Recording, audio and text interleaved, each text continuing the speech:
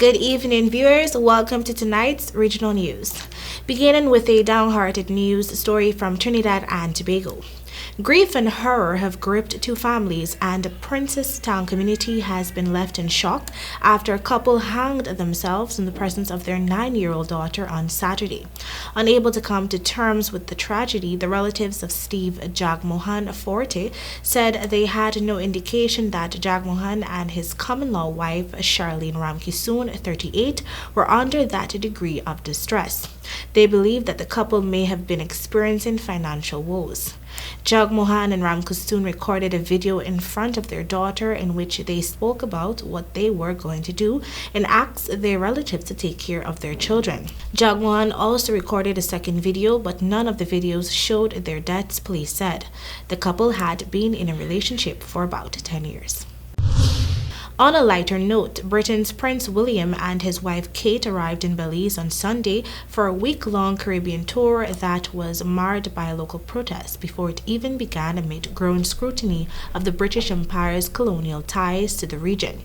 The arrival of the Duke and Duchess of Cambridge coincides with the celebration of the Queen's 70th year on the throne and comes nearly 4 months after Barbados voted to become a republic, cutting ties with the monarchy but remaining part of the British-led Commonwealth of Nations.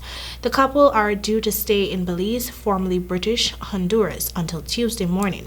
After Belize, the Duke and Duchess are due to visit Jamaica and the Bahamas. Meetings and a variety of events are scheduled with politicians and a range of civic leaders.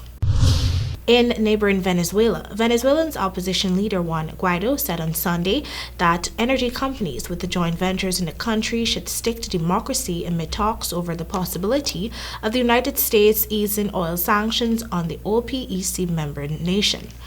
Chevron Corp. CVXN, the last U.S. producer operating in Venezuela, is preparing to take control of its joint ventures in the country if Washington relaxes sanctions on Caracas to boost crude supplies to the United States, which is trying to find alternative barrels after banning Russia's oil. Proposed changes to a license that would allow Chevron to unfreeze its projects in Venezuela gained traction after a key meeting in Caracas earlier this month between U.S. officials and President Nicolas Maduro, whose government is not recognized by Washington.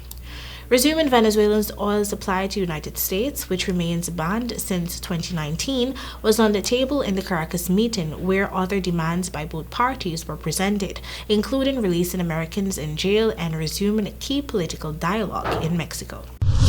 And finally, on the international scene, on Saturday, Ukrainian President Volodymyr Zelensky called for direct talks with his Russian counterpart, Vladimir Putin, who has continued to receive phone calls from world leaders urging him to consider a ceasefire.